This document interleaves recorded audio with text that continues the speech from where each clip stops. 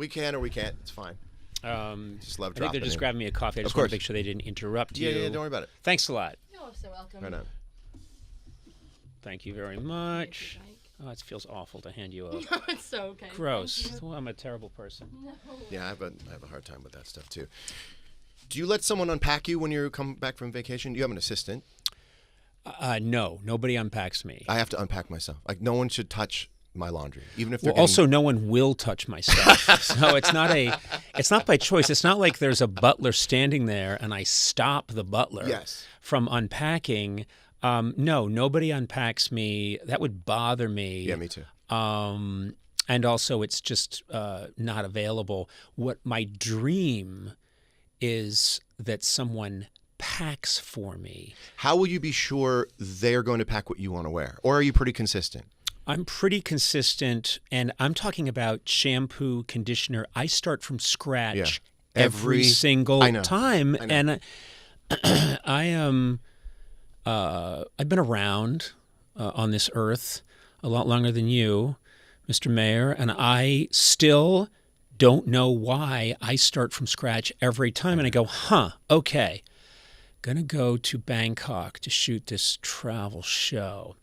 I'm going to need a toothbrush, toothpaste, better take my meds. I know. Why does that happen every time? We should all be building a redundant system where there's just a suitcase that's meant to go on trips, but we just can't. You start running into that suitcase. But it's funny you asked me this because 2 weeks ago I got back from something and I said, this is not happening anymore. So I said to my assistant, David, help me.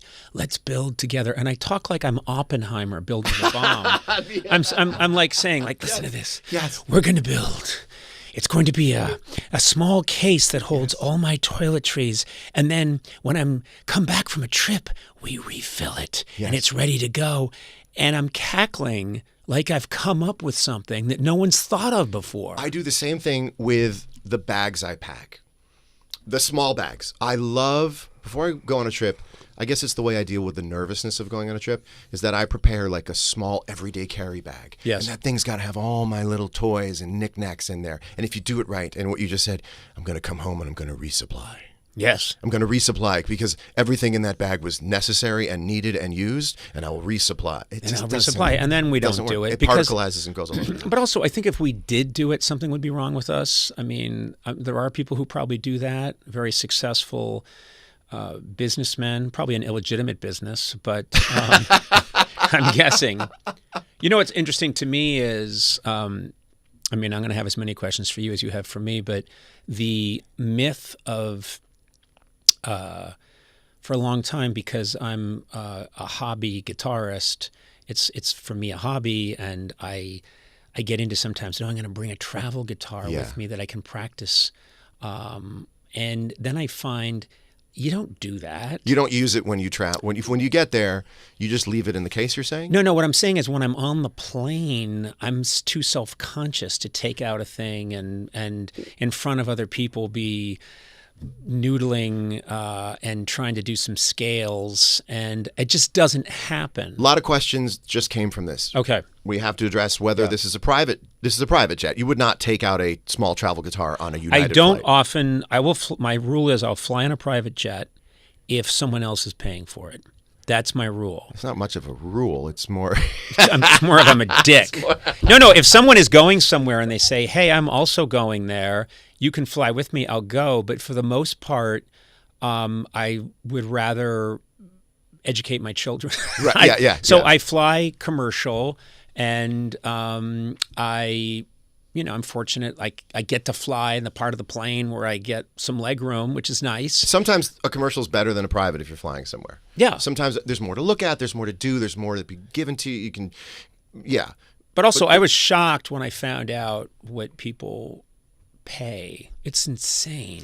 It is insane. And also, there's the planet. And there's a whole other bunch of other things. But I like to go. It's going to sound crazy, but I really like to go through and chat up the people at the TSA. I don't mind taking the belt off.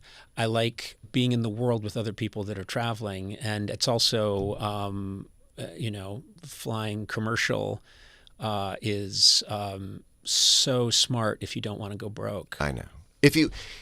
Have you ever then taken out a travel guitar and played at all on a commercial flight?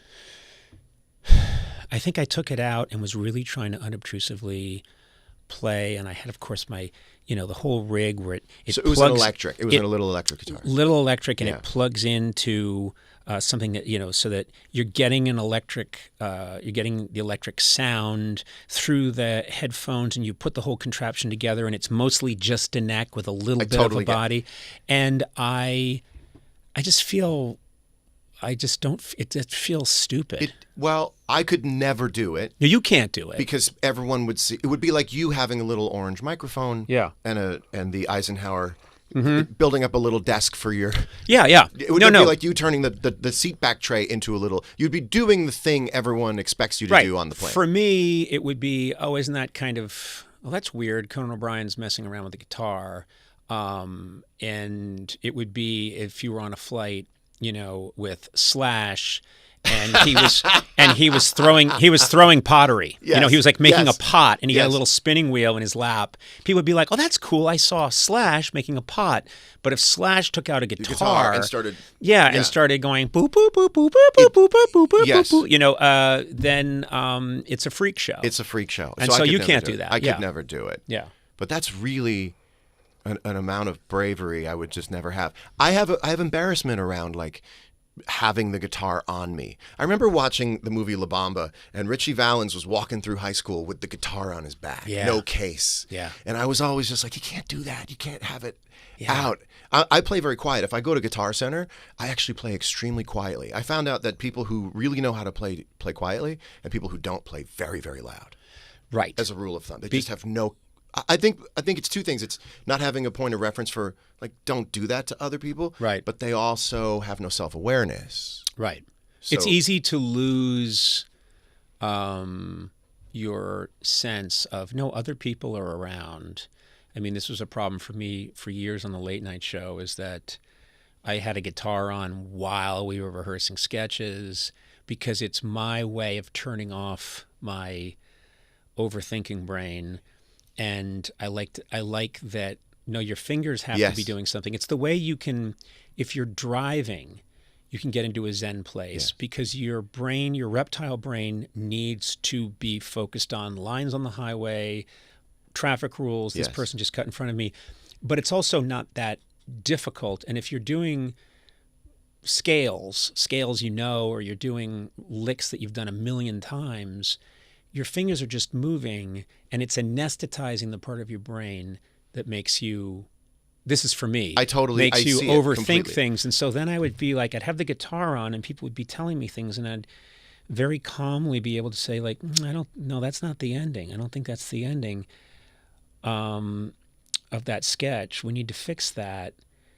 But it wasn't coming from a place of anxiety and overthinking. Just Zen enough to get the target. It's it's a anesthetizing part of me, but I don't make my living by it. See, that's why I would think, I don't know if you're able to pick up a guitar and go to you're paying your way through life with your guitar. Mm-hmm. That is not what I'm doing with my guitar. My guitar is, if anything, is hindering my progress through life. But you say, it's interesting you say practicing. Mm-hmm. So you get joy from practicing scales, or do you like to play song, or do you just improvise? I like to play songs, I know, but more in the past number of years, I started realizing I do need to know. Enough people told me you do need to know kind of what's going on. Like a pentatonic scale, so you could solo over stuff. Yes, and you do need to. And I realized I do want to be able to, if we're in A and I want to be able to rip into something or try to, I need to know enough. I kind of need to know the frame of reference, and I wanted to be able to move up and down the neck. So I do get some pleasure out of scales because it feels like, I don't know, like yoga or something. It feels like I'm working my way through something, and I keep waiting for the day when I mean, this is why it's cool to talk to you about this, because either you were born with this or the nickel dropped for you when you were 5. Yeah. I'm still waiting for the aha moment where I understand what the guitar is. And I've, as just a hobbyist, spent a lot of time holding one and playing different things and memorizing certain solos and, but I don't it is still a mysterious thing to me. I don't understand the math of it. And whenever, my current teacher, Jason, when he talks to me about the guitar, it is, sometimes he'll start to say like, no, it's the inverse of the... Yeah, you invert the root. It's a root 5. And it's a root 5 or whatever. Start with the 5. And he's learned now, he's talking to a very damaged man. he's talking to a man-child. And he's changed his whole language. And he's actually, he's a great teacher. But he knows to slow it down. But whenever things get a little too mathy, or whenever it gets a little too into theory, remember the relative minor of the major is also its own minus. Even I don't get into that. Yeah. What I get into, and I suppose I find it difficult to understand how other people can't, but I'm aware that it's because it comes naturally to me, is you create your own theory.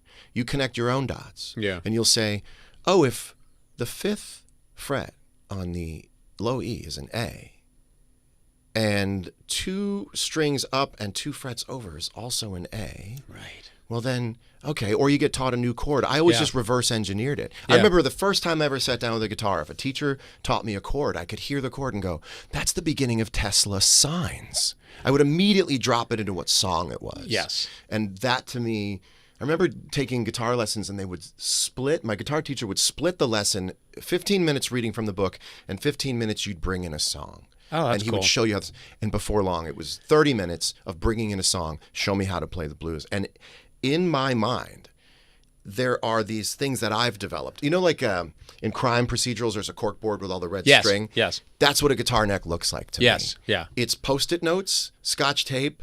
Hey, no, you can go here too. Right. And the more you run it, I think that's why now I understand you're playing scales. You're just still getting to know the back roads of the guitar. Yeah. And for me, the guitar neck is a crime scene. It's littered. It's littered with terrible decisions and dead bodies. It still is for me. I could be playing in front. I was playing in front of 17,000 people at Sphere, and I have this kind of Romanian gymnastics coach in my head as I'm playing, standing across from me, going, "Not that again. Stay put. Don't go looking around." Really? I have a coach inside my head. That's so funny because it looks. There's always.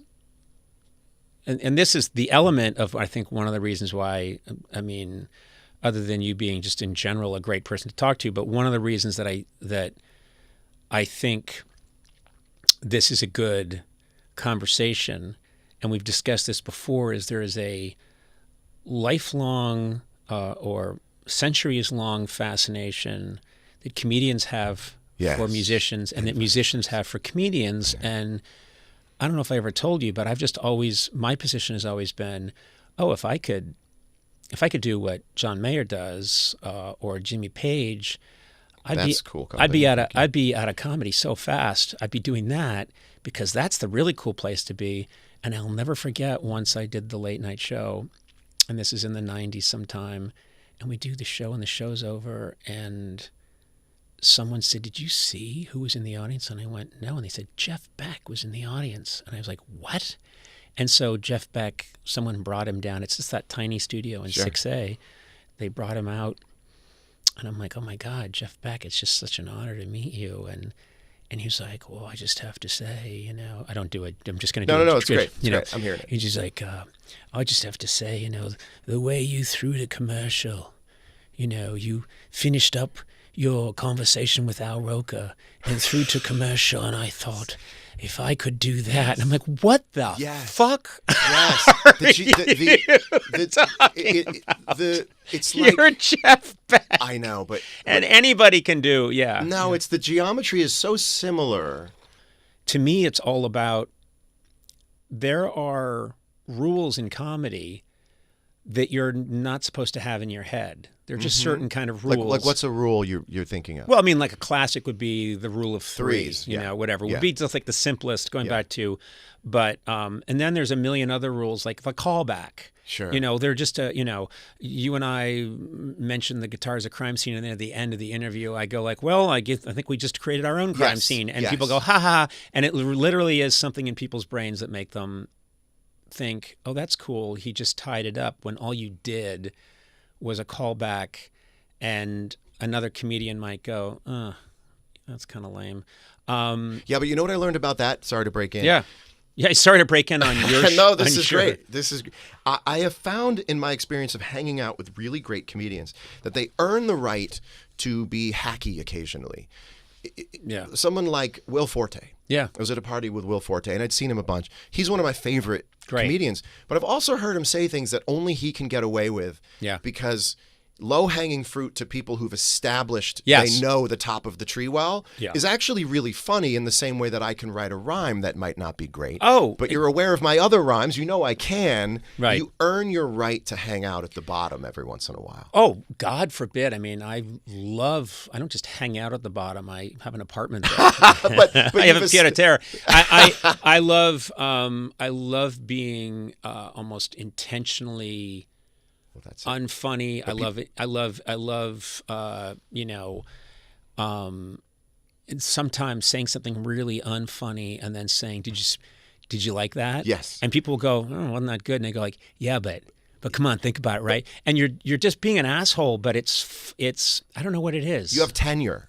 That's how you apply having tenure. Once people know that I can write a rhyme that can really strike people in their heart, I can also afford to do something a little easy and have people trust that I, like you just said, they understand it's intentional to be that easy. The thing is, there's this, I kind of, you know, you can spend a lifetime thinking, okay, what is it between comedy and particularly rock music or blues, R&B? What is it about these things? You know, I always was fascinated that you know, John Lennon had this ability to kind of be both. He was a rock god who also, in Hard Day's Night, is a very funny comic actor. I mean, he's playing himself, but he's got comedy chops. And you're thinking, that's not fair. Why do you get to have... It's observation. I think if we're trying to find the nexus of those two things, it's the ability to observe and report. And the greatest comics to me, even now when I'm looking through Instagram, can observe something. We can all observe it. Yep. So a bad comic can give you the observation, but can't actually report on it and turn it into something. Right. And I used to get up on stage like at the Comedy Cellar, like after hours, and Esty would let us go up with our friends and bang around, and my brother would get up and friends would get up. And your first attempt at comedy is to say, look at this thing I noticed. Right. But if you can't process that into something great from that, then it's just like, yeah, okay, you thought about that. You know, and that's the difference of people who like really, really, really work on it. Right. And I tried to work on it.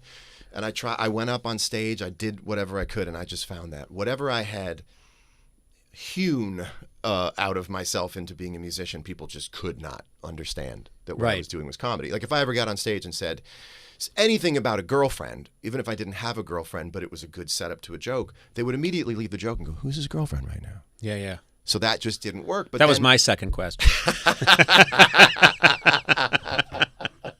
So what I can do now is give people notes.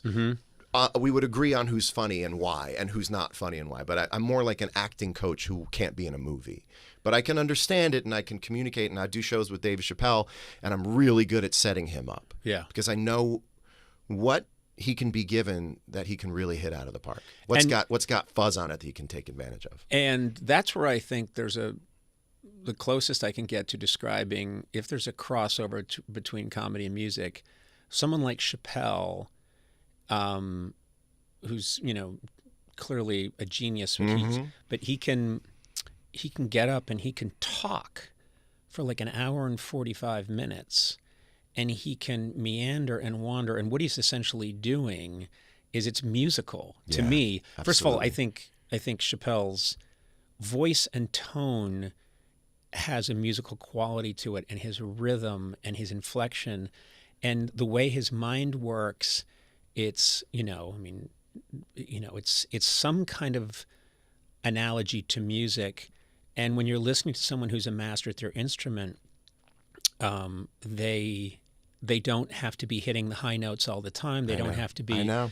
And so I think like David Chappelle is a very good example of a guy who's kind of straddling both worlds. He's straddling 8 worlds because he's straddling this way on the x-axis, and on the y-axis he's going in between modern cultural references and stodgy 40s references. So he can set you up. He knows from every angle. He knows what he's doing. He'll set you up and then say, "It was quite the pickle." Yeah. Right?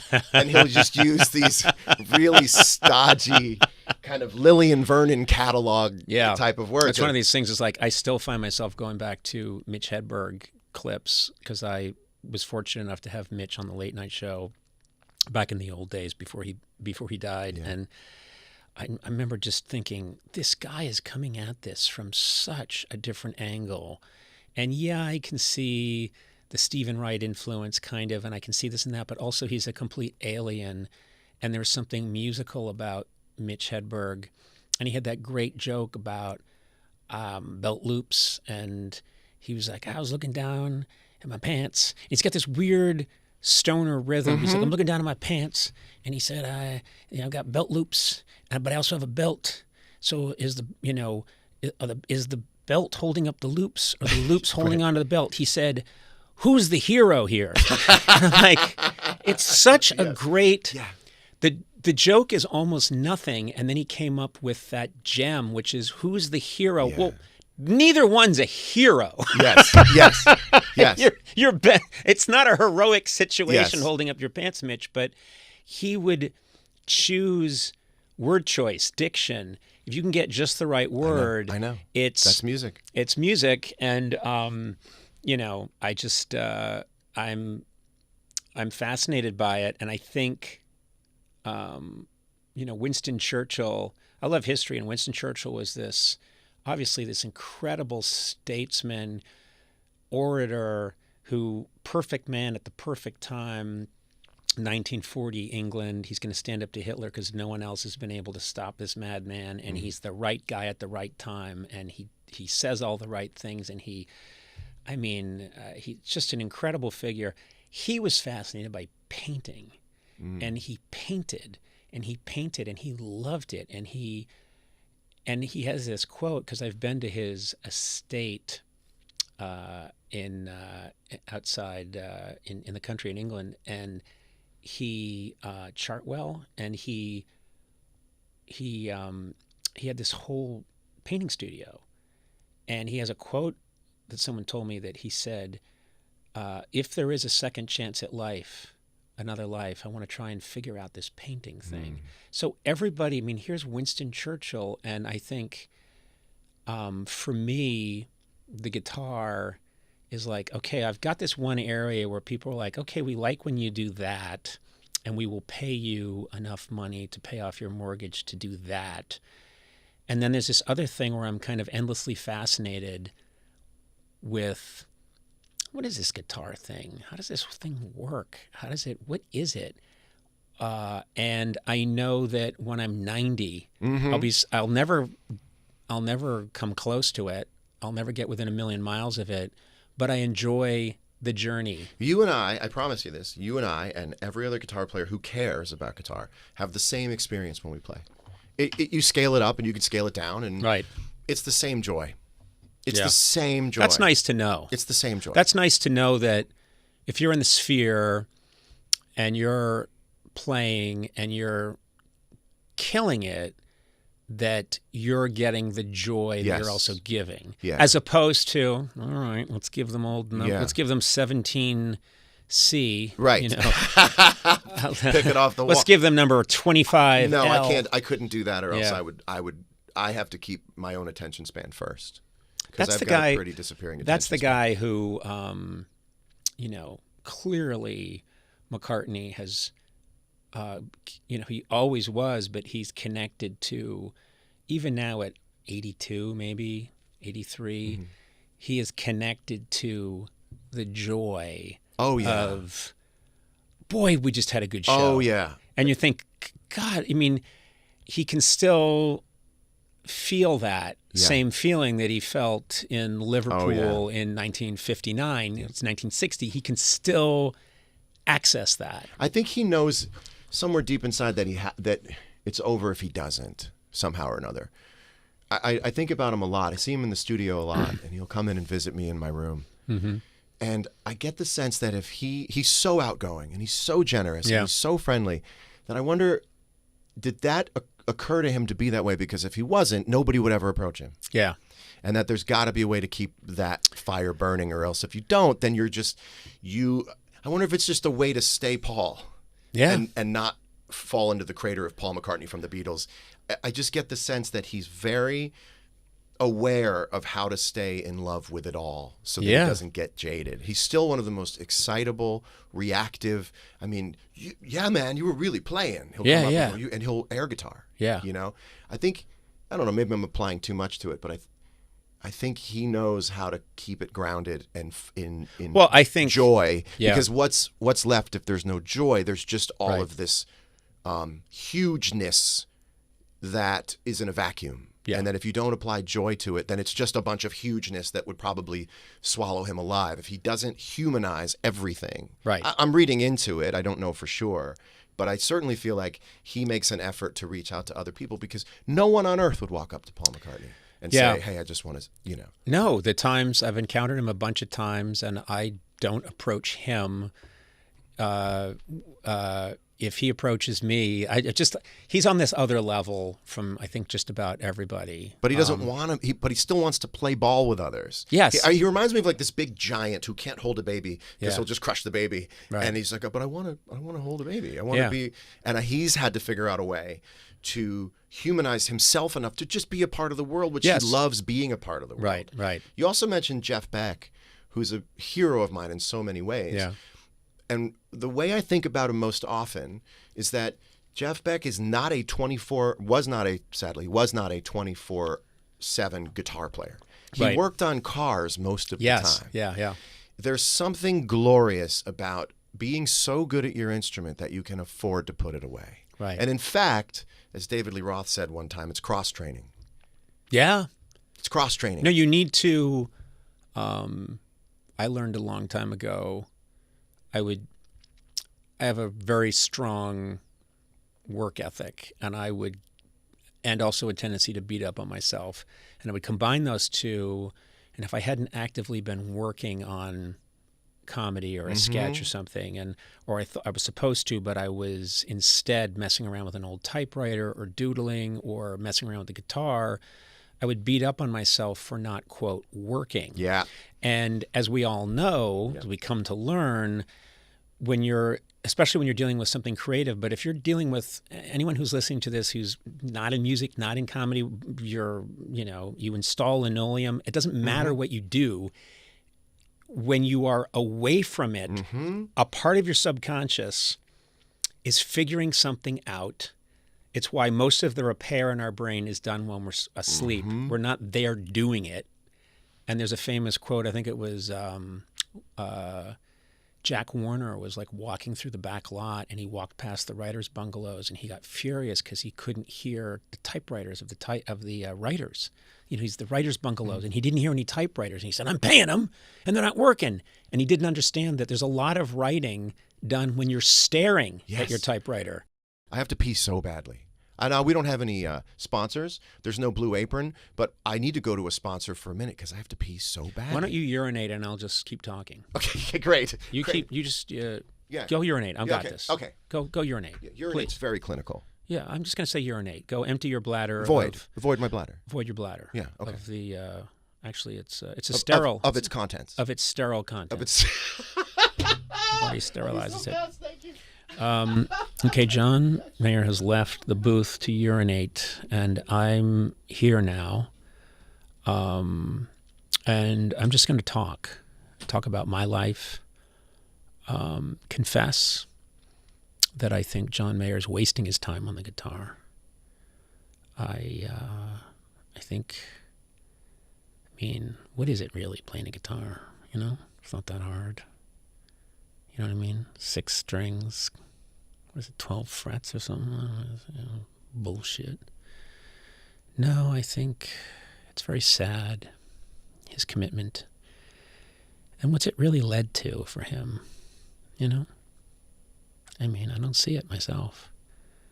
I think if he had volunteered, maybe in some local organization, maybe picked up trash along the highway, I think maybe he would have found his real purpose.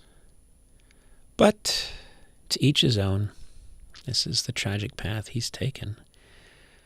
And one day he'll be appreciated for it. Possibly. We just don't know. Now, I've covered a lot of time, and man, is he urinating. That's a lot of urine. Which begs the question, he went into a podcast interview knowing that he was going to have to urinate soon. I'm also noticing he's got a coffee, and he's also got a large water next to him. So it's almost like he wanted to leave to urinate. And that makes me, of course, think he wanted a break from me, and he wanted it worked into the podcast ahead of time. So he drank a lot of coffee and he drank a lot of water, and then said, I have to go urinate. I've never seen that happen before. He wanted out. He wanted out. He's back. There's no one better than John Mayer. No one. 0.4 liters. Did you count it out? Yeah, I 0.4 count. liters. Towards the end of his life, Howard Hughes became obsessed with his urine. Yeah. And he had Mormon attendants take care. Do you know that about? I use Howard Hughes as a reference for going off the deep end, growing a beard, and pissing in a cups. And growing your fingernails really long. Yeah, getting food slipped under the door. And I always hung on to this. He had Mormon. He insisted that the only people who could look after him were these blonde men, Mormons, who he thought were like superior beings. And that's something I want us both to do. And they unpacked him. I want, there's your callback. I was going to say. I want us both later in life to have Mormon attendants taking care of us. Yeah. Or an attendant of any kind. Just an attendant would be nice. How many assistants do you have? I have one. His name is David Hopping. And he's the one that shows me how to work my phone. Well, this is about to get into the questions I have on the card. Okay. Because go for it. How do you stay current in culture? Do you feel like you're plugged into culture? Do you have Instagram? Do you look at things? Because does that help you understand how the podcast works? Do you feel like you need to be plugged in? I don't think I need to be plugged in. I think I need to be aware of what's happening in the world. I didn't have Instagram for a long time. Then I had it for a while, and I got too addicted. And tons of guitar licks that I would, because I started, it tells you so much about yourself. So I would just heart guitar licks, and I would also heart people saying very wise things that basically quoting great philosophers. I would heart that, and all these, and so you start to see yourself. There was a lot of kind of self-improvement coming through, and then fist fights at I understand. just brutal road rage incidents, but I like to try and stay young, and I don't mean physically. I mean physically, yes, energetically, creatively young. How do you do that if it's not on Instagram? It's not on social media. Are you familiar with the Italian brain rot characters of tongue, Sahur? Have you heard of? Never heard that until now. But educate me. Tell me. Someone takes AI, relatively benign AI, says put some sneakers on a shark, takes the AI image and names it something ridiculous, gibberish, Italian sounding. Right. They do this kind of like this decoupled kind of democratic Disney thing that doesn't belong to anybody. Right. And everyone in every high school starts just collecting these names and sharing these memes of these very silly-looking AI characters, but their names are really fun to say. I like that. Ostensibly yell out in class. Yeah, I like that. There's a lot of fear about all this new technology and what it's going to do, and my point of view is we're going to take that new thing that frightens everybody, and we're going to be humans, which is we're going to fuck around with it. Oh, yeah. And be creative with it. So the same way that, someone in 1830 something or 1840 said, hey, look, here's a camera. Yeah. It captures an image. And everyone thought, well, this is the death of painting. No, it's not. Painting's just going to get really weird. It's going to change everything. I was watching I watched the first episode of the Paul Rubens documentary last night. Have you seen it? I have not seen it yet. I was just indiscriminately crying throughout the whole thing. It's just such a beautiful, magical guy, a tender movie. And you realize that everything he created came from television. And I started thinking there was an entire generation of kids who were latchkey kids who just fell in love with television. Yeah. That it inspired them to make some of the greatest art in the world. Now, I try to keep an open mind, and I think we like to age gracefully by not being old men yelling, get off our lawn. But the question is now, if you are that age where you used to watch Westerns or Howdy Doody or Little Rascals, and you're looking at memes, Instagram Reels, TikTok, what do you do with that? And what is the documentary of someone 30 years from now? Right. What work do they make based off of their enchantment with looking at social media? Well, we have no way of knowing, but we just know that when I look at classic comedy of the 70s, so much of it is referencing 20 years beforehand. Mm-hmm. So if you watch Mel Brooks movie, there's so many great, hilarious references, which I understood because I used to. There wasn't a lot of television growing up. There was, if you were watching a UHF station in the Boston area, they would mostly run old movies. So I knew what he was referencing. But he's referencing old movies left and right because Mel Brooks served in World War II. He's writing for Your Show of Shows in the 50s. He's writing Get Smart in the 60s, and he's starting to do movies, and then in the 70s, he's making these huge movies. And his references are all from that era. Those are references. That's not how people would make comedy now because those references have aged out. Yes. No one knows who Gene Kelly is. Right. No one knows who Right. Tom Mix is. They don't know. Tom Mix. Yeah. Big giant hat. Big giant Stetson on Tom Yes. Mix. I love Westerns. Do you love Westerns? I like Westerns. I don't love them, but I like a Western. I love them because it's two chronologies. You're looking through two looking glasses. You're looking at the 1940s, 50s, or 60s, looking back at the late 1800s. Yes. And it's so confusing. Happy Days was like that for me growing up. I was 6, 7 years old, and Happy Days was already in reruns. I couldn't track what I was looking at. And I just because you had no nostalgia for the 50s, and neither did I. But I thought this Fonzie guy with the leather jacket's really fun and funny. And I know that something fun is happening here, but there's no way. I mean, the kids that were watching Happy Days in the 70s, they didn't know they didn't know anything about the 1950s. Yes. But they just were ready for it. The way that there are, you could make a TV show now about the 1970s and the 1980s or the 90s, and kids would go crazy for it and not even know what they're loving. Yeah. Exactly. Well, what's interesting is that this is kind of, if I were to do a cold open, which I don't have in my show, right? I would say if you're thinking about a career in show business and you're looking to follow a template of someone who's done it in a way I think you should, consider looking at Conan O'Brien's career. That's nice. Consider it. You're not nailing yourself down to that idea. Give it a look-see. Yeah. Because everything you've done has accidentally or intentionally found a home in this day and age.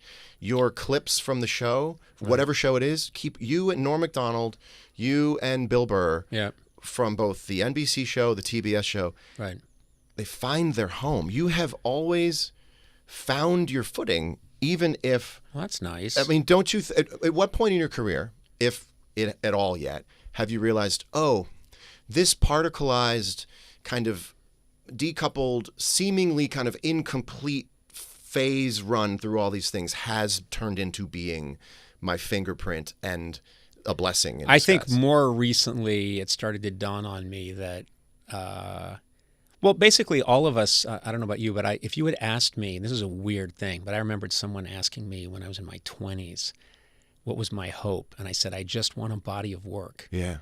I really was obsessed with, I wasn't obsessed with, I've got to be really rich. I wasn't obsessed with, I've got to have a Bentley. I wasn't obsessed with all that. I was obsessed with having a body of work, and people could like it or not like it, but I wanted, big ego. I wanted something that was mine, that stank of me, and I wanted it to have a long tail, and so. But the tail is so long now. Yeah, I know. Well, now it's. I mean, you go back to. Really, I start in 1985. But even before that, I'm working in 1981, 82. I'm writing for the Lampoon and doing cartoons and writing prose and then starting to think about what would I do on stage? What would that be? It's not stand up, but what is it exactly? And I look at the whole thing now and I realize that the one thing I did have is I had rules for myself about when I get started, it's 1985, I will not work. I was a snob. I refuse to work for I'm not going to work on some sitcom where a person enters and everybody laughs and applauds. It's got to be sketch comedy. There's like 2 shows I'm willing to work for or 3. And if I don't get on one of those, I'll go hungry. I was very orthodox. But I think if we're both giving advice to the listener and they want to have a career, right. I think making a list of what you don't want to be is more powerful than a list of what you do want to do. I went to Berklee College of Music and would watch guitar players and I'd go, I don't want to do that. Yeah. And you actually carve out what you want to do by what you don't want to do. And that's how you end up being individual. But what you have to do is in real time, give up being the homecoming king in real time. Because in my career, there was never a year where I was the coolest thing in the world. And I think there's a little bit of similarity. I don't want to flatter myself too much, but you do great work, you put it out there. We didn't know that it would have a second life, third life, fourth life. We just wanted to do cool stuff. And we got lucky because culture started to coalesce around all this stuff and go, we like that. And a new generation came up that didn't need everything to be new. That is why I still have a career. Yeah. They don't care what the born on date is of the thing. If it's good, they want it. Yeah. And their parents played them Neil Young records and Nirvana records and kind of anachronized the whole thing. Right. And you do great work. You kind of, you to me now in my career are such a great model of do your thing and go home. Oh, thanks. And if you do your thing and go home, you can stay here at the party for as long as you want. Yeah. That's a good way of putting it, is do your thing and go home. And also another rule that I think I always had secretly was I am a people pleaser. I want to make people happy. But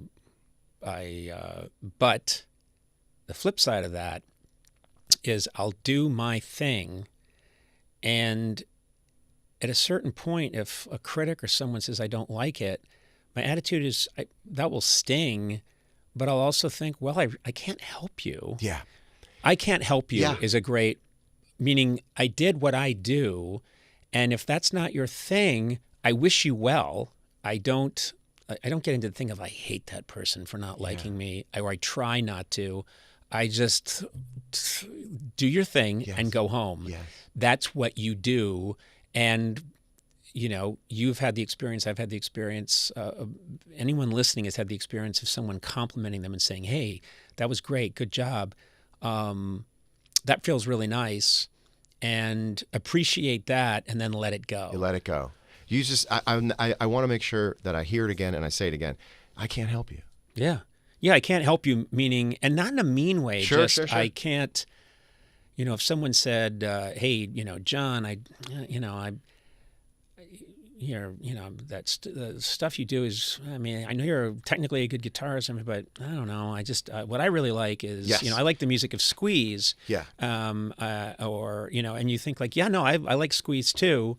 Those are great pop tunes. I can't help you. Yeah. These are the colors I have. This is what I have. This is my palette. These are the colors I have. And it takes a long time to stop pining for other people's colors. And the worst work is done when you bring a song into the studio and go, I like this song so much, me want one too. Yeah. And then you try to fit that in and it doesn't work. No one else buys it. I'm lucky enough to have a lane, and I have this new saying. I go, we'll get them next lifetime on that. Yeah. Get them next lifetime on that, you know. Yeah. I can't help you. And also, once you've done this long enough to realize that the intrinsic value of any idea you have is so low that it's worth taking chances all the time. I try to tell that. It's so low. I try to tell that to younger folk all the time, which is you have no idea how low the stakes are. Yes. And you can wipe out, you can fail repeatedly. And these are all cliches. This has all been said a million times. These are not original thoughts, but I do think it has to be emphasized that, I've had plenty of times in my career where things have just gone completely sideways. And what happens in the aggregate when enough time goes by, is people kind of just see the intent and they see the highs, and they're more forgiving about the lows. And so that's a kind of a magical thing. It's a magical thing. And I wish I could go back to myself in my 20s and say, you're taking some chances, but you can take many more, because no one's really paying attention. You have to inoculate yourself by way of seeing a complete cycle of creation, criticism, and survival. Right. I made it. Some of them didn't like it. I survived. Yeah. Once you close that loop, you go, give me another one. Yeah. I wrote a song for my last record called Why You No Love Me. And I thought it was really interesting to butcher English. And it was like this kind of like Stephen Bishop. I think she no love him because he can't speak. He no speak very well. Why you no love me? Why you no love me? Well, you're a caveman. Well, for me, it was really deep. It was how I felt about being a kid, like why I had a relationship with my mother the way that I did, and this sort of primal thing. It was described, I don't know which magazine, big magazine, described the song as putrid, which I felt like I had achieved something, because I'd never seen the word putrid used to describe any song ever in the history of the world. Right. And I also went, it's just a song. Yeah. It's just one. Yeah. You do another one, and another one, another one. And every time you do something, I don't know if you're like me in this case, I have a very highly regenerative sense of optimism about everything I do. That's good. And if it doesn't work, I go, okay. I don't really get. Are you pretty... I would not. I would say we might differ on that. I don't think. I'm saying all these positive things, and then I'm going to admit to. Good. I have a very punitive inner voice, and I have a long memory, and I also. I know Tourette's is a real condition. I just don't know how else to describe it. But I have a form. When I get up at night, and I've mentioned this before, but like to urinate, say, I get up at night and my wife will hear me. Sometimes I'll just be in the bathroom, going to the bathroom, and I'll just be standing there and I'll be like, I'll suddenly flash on something I did that didn't work out, and I'll go, fuck! Yeah. And she'll go like, what? Yeah. And I'll go, oh, no, 1997. A sketch we did about people with pots on their heads. It didn't work. It was embarrassing. So we put a kitten on a toy train. It hit a wall. Kitten, yeah. I don't know if you remember that kitten clip. Didn't, no. And, I didn't expect you to remember it. And you had these kids. They were watching. This is the NBC show. Yeah. And they're watching this little kitten on a train. Yeah. And then the train hits a wall and the kitten jumps off or something like that. And you ask the kid, why are you laughing? And the kid says, because the kitten could have died. And I'll never forget. You know what? That. I shot a clip. You can look it up. But we did a week of shows in Chicago. This is a number of years ago. And I decided I'll do a Chicago blues remote. And so I'm there with my guitarist, Jimmy Vivino. And we got a bunch of young kids Yes, you're sitting in a class. I'm sitting in a class. What are the things you have the blues about? What do you have the things about the blues about? And there was this little girl, and she said, well, sometimes I wanted them to give me ideas of a blues song, and then we would play it. And she said, sometimes, one time I put my stuffed bunny up on a bed, and my brother knocked off the bunny, and it fell off the bed, the stuffed bunny. And I said, that doesn't sound so bad. That doesn't sound so sad. And she said, it is when it happens to you. And she sounded like a 110-year-old blues musician. Big Bill Brunzi. Yeah. She sounded like, I mean, she might as well have been Robert Johnson going, yeah. When you live it, man. Yes. When you live that bunny falling off, that stuffed animal falling off the bed because your brother. And I just watched it again, and it made me laugh as hard all these years later as I did in that moment, because there's just such a great, accidents, purity. Yeah. Just something happened that I didn't expect. But you're so good at that. I remember watching the show and not caring who the guests were. Most times you watch a late night show, the appeal is in the guests. And I learned pretty early on, because I was a huge fan of everything you do, but it was appointment television for me to watch your show. I could no longer judge what would be a good interview based on who the guest was, because you were the one directing it so well that you just couldn't tell it was going to be memorable. The other thing that's funny is sometimes the funniest interview is the person or the one that lives on. When Norm was coming on the show, he wasn't the Norm initially, and he's having those iconic appearances. He wasn't the Norm Macdonald that we know now. He was a guy who had just been hired at SNL. I don't even know if he's doing a late night. I mean, if he's doing a Weekend Update yet. And he's coming down, and he just has this completely different rhythm. And he's giving Courtney Thorne-Smith a hard time about her movie. I know every line from that. Yeah, and it becomes this thing, and it's, people think, well, the best show will be who's the biggest star in the world. Exactly. Oh, let's get Tom Cruise, and that'll be the biggest interview of the week. It's like, well, no, the best interview of the week might be a 91-year-old sex therapist who says something accidentally that's insane, and this energy is created of madness, and you can ride that wave. Well, you're the one surfing it, though. Yeah, that's what makes you such a great host. Well, I think you learn that you're the you're also the stand-in for the audience, the surrogate for the audience. Yeah, yes. And I think that's you're there. I mean, one of the things I learned a long time ago is for someone who's made his living talking is sometimes the best thing you can do is shut up. As you know, music's about the places where you don't play as much as it's about the places where you play, and the same thing for comedy. I see so many moments where I think, don't say anything. Did you watch a lot of your stuff back to learn that? No, I didn't. I did initially, and then I realized this isn't serving me. I know when it's going well, and I know when it's not going well, and I'm learning in real time. But I wasn't studying game tape. Yeah, I have a hard time with that, although when I do, it's good for me. For instance, doing these interviews, this is probably the 6th interview I've done, and when I watch them back, I can see all the opportunities I missed in following up. Well, but I would say there's an infinite number of ways that you and I could have this conversation. And so for you to be watching and being obsessed with the ways that it didn't happen might not be helpful. Yeah. Do you know what I mean? Well, I think about your podcast all the time because I was a guest on it early last year, in 24. It was one of the best times I ever had doing an interview. It became like a writer's room hang. Yeah. Because we were just riffing on stuff. Yeah, which is what it is. And I have these cards, and I go over it every night, and then I would just think back on, you had one sheet of paper, and I don't even know what was on the sheet of paper, and I don't think you ever referenced the sheet of paper. It said John Mayer struggling with guitar. Occasionally urinates. Yeah, occasionally. But I would say that the thing you can access a lot of.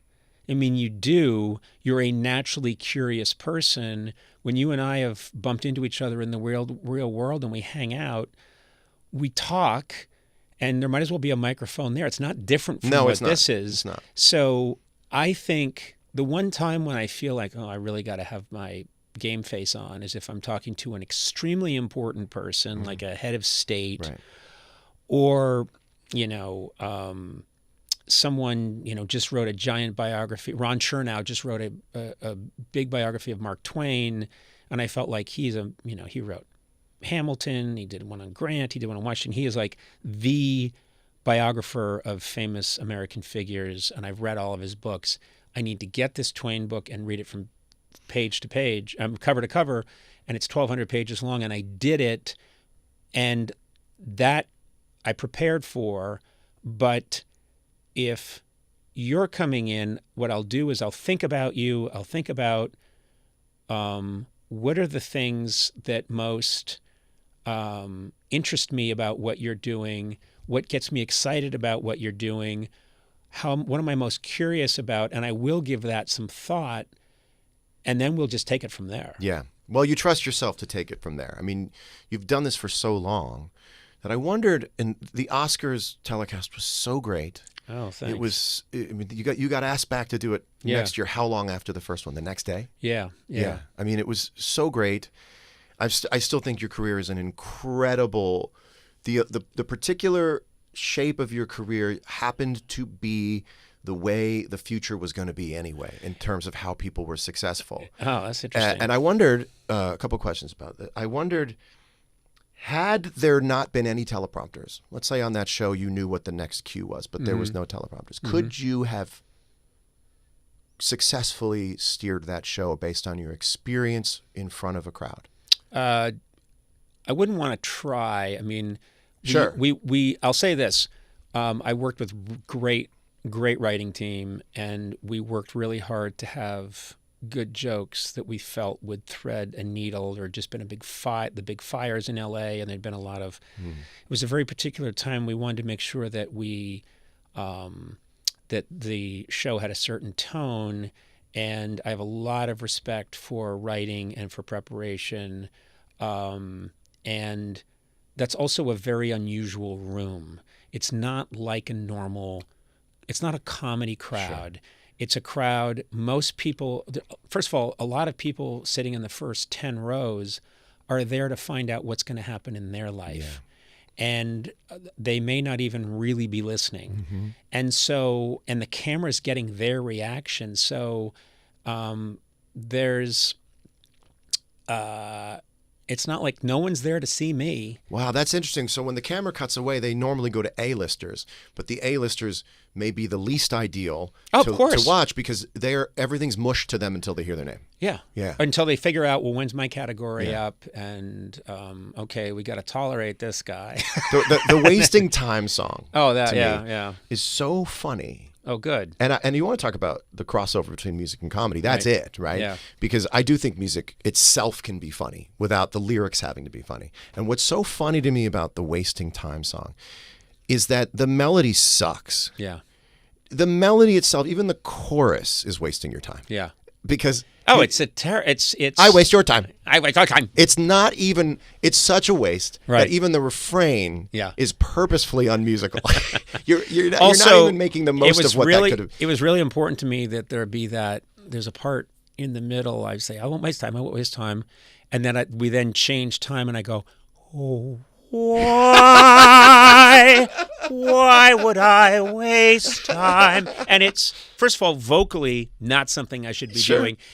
But the only reason I wanted to do that part so badly was I knew that the face I would make when I go, oh, why, is so earnest and so stupid that I had to do that. So the song itself, you're right, is not only secondary or tertiary, it's like the 15th most important thing. Yes. It's more about the sheer assholery. Yes. I'm not even giving you a melody. How many podcasts did it take for you to figure out the groove of your podcast? I think one of the things that helped me a lot is that I had a pre-existing comedic relationship with my assistant, Sona. who's I love her, and she's hilarious. She really is. And she's completely unaffected by fame or attention in a way that I find almost eerie, meaning, I've pulled her out on TV, or I've pulled her out in front of a massive crowd of thousands of people, and she's as calm as a cucumber.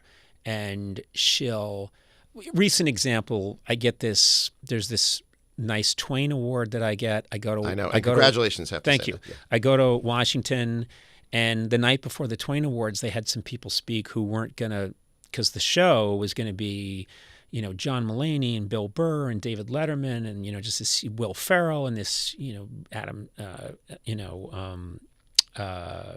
Sandler, and just this huge list of people. And the night before was people speaking at this little banquet but all those famous people are in the audience. And Sona got up and she walked up there. She's my assistant, mother of two. She walked up there and she gets behind the podium and she kills with no nerves. And I thought, what is wrong with you? You're not even, this isn't even what you do, but she's a natural. So I went into the podcast. I thought, well, Sona's got to be there because all we do is give each other shit all day long when we should be, there'll be important things to do. Yes. And I would routinely call Sona with fake assignments. And we weren't even taping this. It was just because the relationship I had with Sona was built on bullshit all the time. So I'd call her up and just, say things like, I know Michael Jackson just passed, so I'm going to want a private viewing. I don't get along with Joe Jackson, and I don't want to see. And she didn't know, so she thought I knew Michael Jackson. So she's writing it all down and thinking, who do I call? And I go like, well, I do not want to see Jermaine Jackson. And so I later saw her pad. It said no Jermaine. And so I said, we got to bring her. And I think that gave me a head start. Yeah. And then all these years of talking to people. And I think what really helped me a lot is I went into it just to have fun. I didn't need it to be anything. That's and what John, you don't need this to be anything. You have a whole body of work. You have you can play the Sphere and sell out anytime you want. This should be kind of whatever you want it to be, and it should be, you shouldn't be worrying or agonizing the night before. You should be coming here to find out, talk to people, find out what you want to find out, have fun, and fuck around. Yeah. I know. And that's what that's what I'm doing. I'm getting better. You left the room. Yes. To use the bathroom. Yes. That was a highlight. And very unprofessional. I could think of no other alternative. Is there a book in you? Is there an autobiography in you? Yeah, there is. And I've had people ask me about it because I've had a pretty interesting ride. And it still continues, I hope. But and I do feel a responsibility to write down what's happened. Do you have a title in your head? You don't have to say I don't have a title in my head. And I do sometimes think that'll be the part that keeps it from coming out, as I don't have a title. But it'll be like the White Album. Just that's actually a good name for for your book. Yeah. But I want to get down, and one of the problems is, and you may have this too, it's like it's hard to remember everything that happened. I used to think I was great at remembering, and then things start to fall off the hard drive. Yeah, and then what you need is I'd have to employ people to say, no, we went back and looked, and USA Today called you a total waste of time, not a shithead. Yes. Okay, all right. Yes, that's it. You have to go back to credit card statements, flights. Yes. Figure out what year did you really write that song. I've been thinking about. Yeah, that. But yeah, just stories in my head that Prince fucking with me backstage at a big benefit and playing a practical joke on me, just as like, okay, that's got to go in. Yeah. That's there's so many times that were absolutely miserable where I thought, that's it, I'm just going to be a national joke. And then redemption stories and I think there would be a very interesting, entertaining book in there somewhere if I could sit down and have the discipline to write it. Yeah. But you're still living it too. I don't think these are victory laps for you. I don't think you don't see the podcast as post-career. No, I don't, just because it's more relevant to young people now. It's just very strange that you never know when you're doing your good work, and it's not your business to know. Your business is just to get in it, to do it, and then go home. Yeah. And then later on, maybe someone can assess.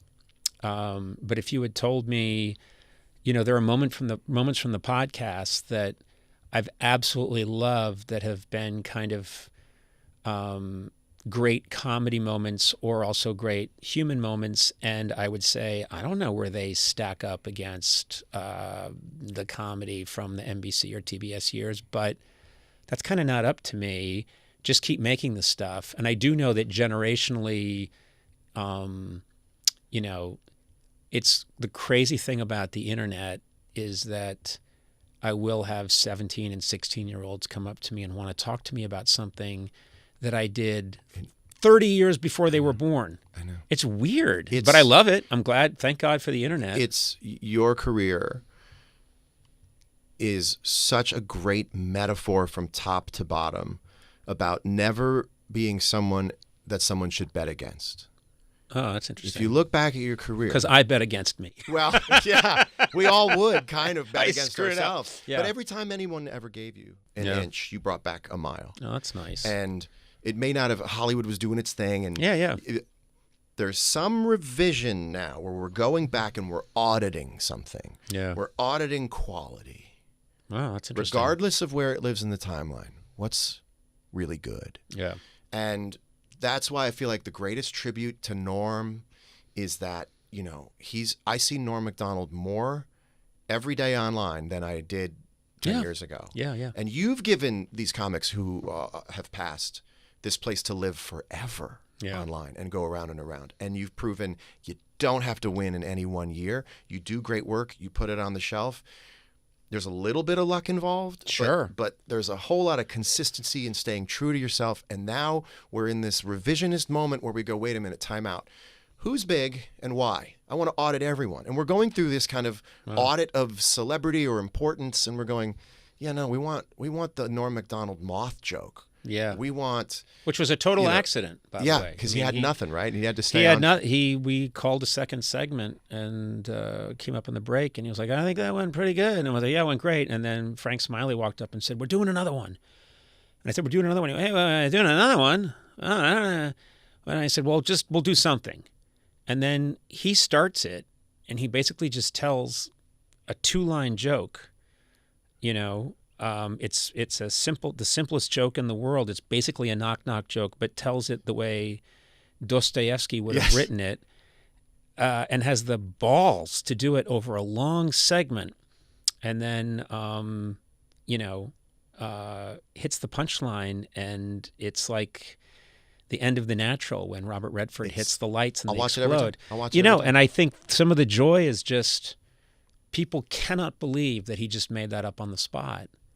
I didn't know where he was going. I'm mostly just, I know he's fucking around. And so much of the beauty of Norm was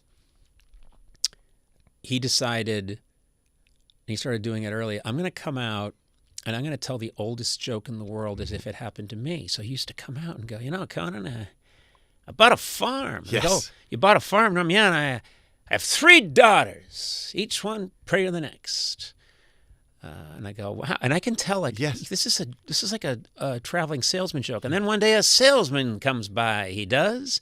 And Andy would be just laughing like, oh my God, I can't believe he's going to do this old joke that's been around for 100 years and tell it like a celebrity story. And stare it down. And just stare it down all the fear. And I can't thank you enough for, people need to know that when I came on your podcast a year and a half ago, you said, I'll come on your show. Yeah. And I never take people at their word on that. I wait until I didn't mean it. I was here accidentally. But I thought this was jury duty. Well, I hope it wasn't. I hope it wasn't. No, I love. I mean, it's. We did a benefit together. I know we've talked about it like twice now, but we did a benefit together, and I got to watch you play a song that I've played for years and years and years, and then I watched you play it, and it's Bob Dylan's last song on Blood on the Tracks, Buckets of Rain. Buckets of Rain, and I watched you play it, and I went, oh, I see. Well, and it was just, but I've always enjoyed talking to you, and you have so much enthusiasm, clearly for music, but for comedy, and it's just, I'm like a vampire. I feed off energy, and so when you're enthusiastic about things, it makes me want to talk to you. So I'll come back. I would love that, and I'll come back on yours anytime. People need to know your HBO show, Conan O'Brien Must Go, is in its second season. It's on the newly renamed HBO Max. Yes. I got my television debut, my network television debut on your show. Oh, really? Back in 2001. I played No Such Thing off my first album. Oh, wow. That was on your show. Well, you were like 11, I was right? 11. Yes. I was Lil Johnny Mayer. They called me Lil Johnny Mayer.